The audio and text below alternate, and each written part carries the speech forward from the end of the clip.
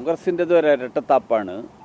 കോൺഗ്രസ് ജനങ്ങളെ കബളിപ്പിക്കാൻ വേണ്ടി നടത്തിയ ഒരു നാടകം മാത്രമായിരുന്നു പാർലമെൻ്ററി പാർട്ടിയിൽ നിന്ന് സസ്പെൻഡ് ചെയ്തു എന്ന് പറയുന്നത്. കാരണം പാർലമെൻ്ററി പാർട്ടി എന്ന് പറയുന്നത് കോൺഗ്രസിനകത്തുള്ള ഒരു സംവിധാനമാണ്. അത് കോൺഗ്രസിൻ്റെ ഭരണഘടന അനുസരിച്ചിട്ട് എന്താ അതിൻ്റെ അധികാരം, എന്തൊക്കെയാണ് അവർക്ക് അവകാശങ്ങൾ, എന്തൊക്കെയാണ് ചുമതലകൾ, ഇതൊന്നും സാധാരണ ജനങ്ങൾ അറിയേണ്ട ആവശ്യമില്ല.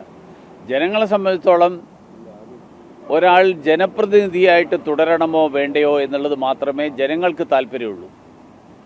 ജനപ്രതിനിധിയായിട്ട് തുടരുന്നതിന് തടസ്സമുണ്ടാക്കാൻ കോൺഗ്രസ് ഒരു വിധത്തിലും ശ്രമിച്ചില്ല. അതുകൊണ്ട് ഈ കാര്യത്തിൽ CPMൻ്റെയും കോൺഗ്രസിൻ്റെയും ഒരേ നിലപാടാണ്. CPMൻ്റെ MLAക്കെതിരായിട്ട് ഇതുപോലെയുള്ള ആരോപണങ്ങൾ ഉണ്ടായപ്പോൾ CPM എടുത്ത അതേ സമീപനമാണ് കോൺഗ്രസ് എടുത്തിരിക്കുന്നത്. അതുകൊണ്ടാണ് ഞങ്ങൾ പറയുന്നത് ഇന്ത്യ സഖ്യത്തിന് ഇക്കാര്യത്തിൽ ഒറ്റ നിലപാടാണ്. മറ്റൊരു കാര്യം എന്ന് പറയുന്നത്, അതായത് എയിംസ് വിഷയത്തിൽ സുരേഷ് ഗോപി ആലപ്പുഴയിലാണ് സ്ഥലം കണ്ടത്. സംസ്ഥാന സർക്കാർ അത് കോഴിക്കോടാണെന്ന് പറഞ്ഞ ചെറിയൊരു ചർച്ച നടക്കുന്നു. അങ്ങനെ എന്തെങ്കിലും സുരേഷ് ഗോപി എയിംസിന് സ്ഥലം കണ്ടുപിടിച്ച അല്ല, ആലപ്പുഴയിലാണെന്ന് പറഞ്ഞ ആലപ്പുഴ അദ്ദേഹത്തിൻ്റെ അഭിപ്രായം, അദ്ദേഹത്തിന് അധികാരമുണ്ടല്ലോ അഭിപ്രായം.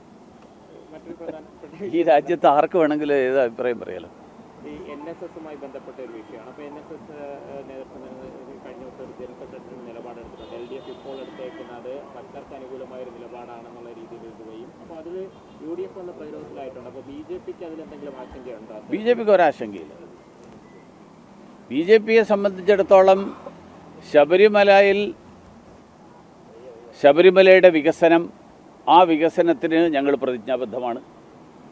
ശബരിമലയിൽ ആചാര സംരക്ഷണം ഉറപ്പുവരുത്തണം എന്നുള്ള കാര്യത്തിൽ ഞങ്ങൾ പ്രതിജ്ഞാബദ്ധമാണ്. ശബരിമലയിൽ സമരം ചെയ്ത, ശബരിമലയിലെ ആചാര സംരക്ഷണത്തിന് വേണ്ടി ഏറ്റവും കൂടുതൽ ആളുകൾ അടികൊണ്ടതും ജയിലിൽ പോയതും BJPക്കാരാണ്. അങ്ങനെയുള്ള ആൾക്കെതിരായിട്ടുള്ള കേസുകൾ, ആ കേസുകൾ പിൻവലിക്കണം എന്നുള്ള ആവശ്യവും ഞങ്ങളുടെ ആവശ്യമാണ്.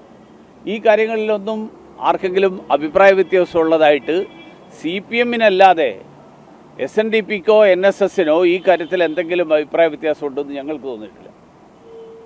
ഈ UDFന് ഒരു നിലപാടുമില്ല എന്ന് പറഞ്ഞാൽ അധിക്ഷേപിക്കുന്ന രീതിയിൽ പറയുമ്പോൾ UDF നേതാക്കൾ അവിടെ എങ്ങും മിണ്ടാതെ നിൽക്കുകയാണ്. അത് അവരുടെ പൊതു സ്വഭാവമല്ലേ. അതിൽ ഒരു അത്ഭുതം.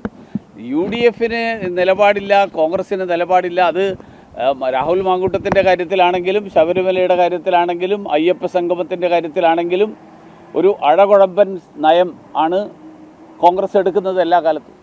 കാരണം അവർക്ക് ഒരു ഉറച്ച നിലപാടെടുക്കാൻ അവർക്ക് സാധിക്കില്ല. കാരണം എല്ലാ കാര്യത്തിനും പാണക്കാട് തങ്ങളോട് അനുവാദം ചോദിക്കണം. അങ്ങനെ ഒരു പാർട്ടിക്ക് പ്രവർത്തിക്കാൻ പറ്റില്ലല്ലോ. ഈ ഭക്തരെ വിശ്വാസികളെ അണിനിരത്തിക്കൊണ്ട് പന്തളത്ത് നടത്തിയ ആ ഒരു സംഗമം വൻ വിജയം തന്നെയായിരുന്നു. തീർച്ചയായിട്ടും അത് നിങ്ങളെല്ലാവരും കണ്ടതല്ലേ. നിങ്ങൾ എല്ലാവരും കണ്ടിട്ടതാണ് പമ്പയിലെ AI സംഗമം, ആളില്ലാ സംഗമം, പന്തളത്തെ വിശ്വാസി സംഗമം. ഇത് രണ്ടും കണ്ടതാണ്. വിശ്വാസികൾ ആരുടെ വാക്ക് വിശ്വസിക്കുന്നു എന്നുള്ളതിന് ഇതിൽ കൂടുതൽ തെളിവിന് ആവശ്യമില്ല.